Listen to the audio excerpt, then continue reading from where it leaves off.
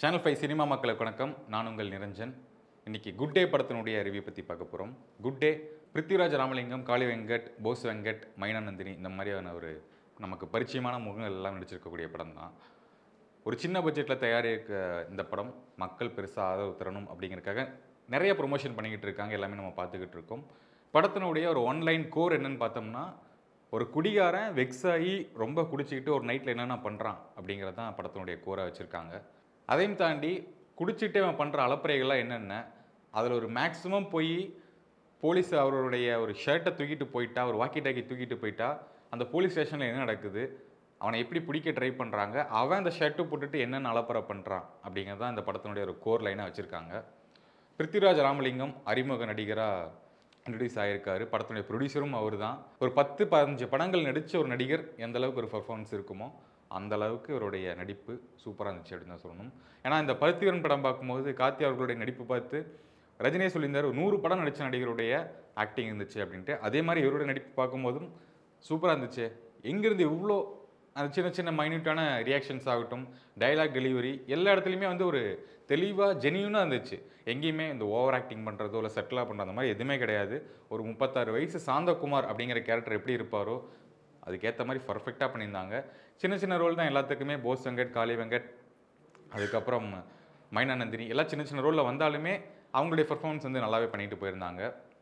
படத்துக்கு வந்து பாடல்கள் கார்த்திக் நேத்தா அவர்கள் வந்து எழுதியிருக்காரு. அடிஷ்னல் டைலாக்ஸும் அவர் தான் எழுதியிருக்கு. அவருடைய 100வது படம் அப்படின்னு மென்ஷன் பண்ணியிருந்தாங்க.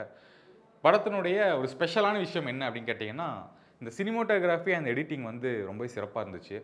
மதன் குணாதேவ் அப்படிங்கிறவர் பண்ணியிருக்காரு. படத்தில் எல்லாருமே அறிமுகம் தான்.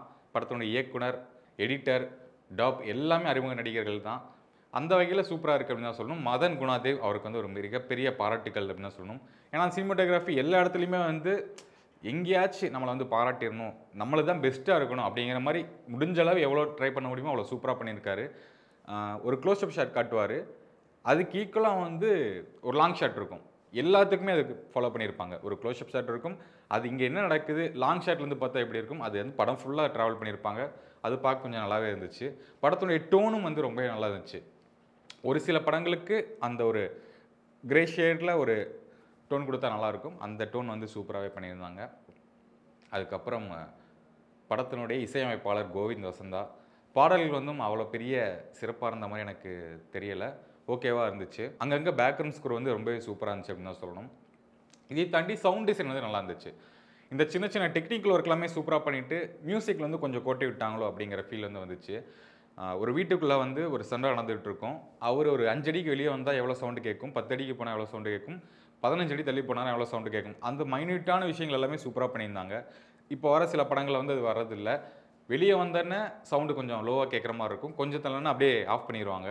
அந்த மாதிரி இல்லாமல் ரொம்ப கிளியர் கட்டாக பண்ணியிருந்த படம் தான் குட் டே. ஒன் டேல இவனுக்கு சில பிரச்சனைகள் எல்லாமே நடக்குது. எல்லாமே பேட் டேவாக போய்கிட்டு இருக்கு, பேட் நைட்டாக போய்கிட்டு இருக்கு. அந்த காலை மலரும் போது குட் டேவாக மாறிச்சா இல்லையா அப்படின்னு சொல்கிற படம் தான். கடைசியில் ஒரு சோசியல் மெசேஜும் போட்டாங்க. ஓகே, ஒரு சோசியல் மெசேஜ் கிளைமேக்ஸாக இம்பாக்டாக இருக்கக்கூடியதாக இருக்கும்.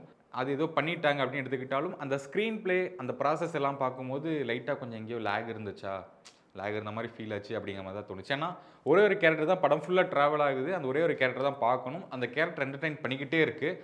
இல்லை மிஸ் ஆச்சு அப்படின்னா மக்களுக்கு வந்து முகம் சொல்லிக்க ஆரம்பிச்சிருவாங்க. கண்டிப்பாக அந்த கேரக்டர் வந்து என்டர்டெயின் பண்ணிக்கிட்டே இருந்தாங்க. அங்கங்கே லேக் ஃபீல் ஆச்சு.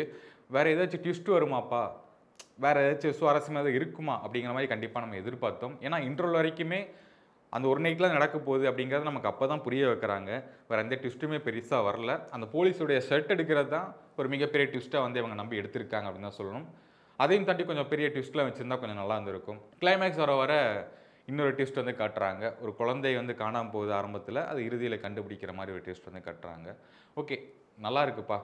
படம் தேட்டரில் பார்க்குறதுக்கு ஒர்த்தாக இருக்குது. நடிகர்கள் எல்லாமே சூப்பராக பண்ணியிருக்காங்க, டெக்னீஷியன் எல்லாமே சூப்பராக பண்ணியிருக்காங்க. அப்படி சொல்லக்கூடிய படம் தான் குட் டே. படத்தினுடைய இன்னொரு கேரக்டர் போலீஸாக வந்து நடிச்சிருப்பாங்க, ஜீவா அவர்கள் வந்து நடிச்சிருப்பாங்க. ரொம்ப செட்டில்டான ஆக்டிங் அப்படின்னு தான் சொல்லணும்.